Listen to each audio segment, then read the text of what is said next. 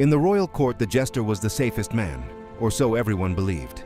While knights trained with swords and generals commanded armies, the jester danced across marble floors in bright silks with tiny bells on his sleeves. He tripped over invisible stones, juggled goblets, exaggerated the king's posture, and mimicked nobles' accents. And the court laughed, because laughter made them comfortable, and comfort made them careless. In that kingdom, laws were ruthless. Speak against a noble, and your property could be seized.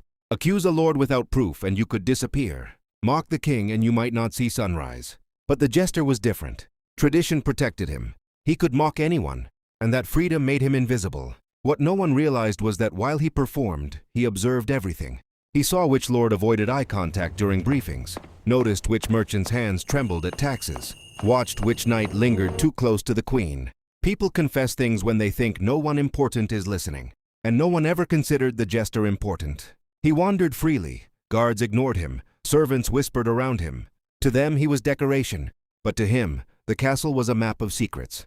Then one winter evening, a powerful duke grew tired of the fool's jokes. In front of the court, he snatched the jester's hat and tossed it into the fireplace. The bells melted, the silk blackened, and the nobles laughed.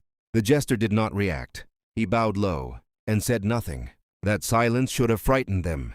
By morning, chaos reigned. Sealed letters revealing the duke's secret alliance with an enemy kingdom appeared on the king's desk. Records of stolen gold were delivered anonymously.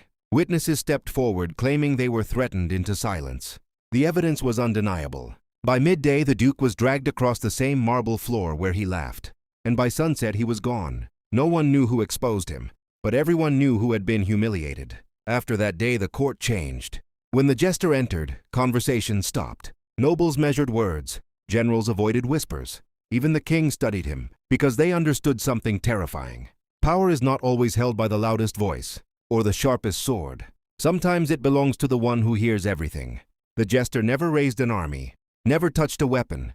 He only needed words. In a kingdom where reputations decided life or death, words were sharper than steel. Years later, when a new advisor asked why the jester had such freedom, the king replied quietly, "Because a fool who exposes a traitor can also expose a king." From that day, no one mocked the bells again.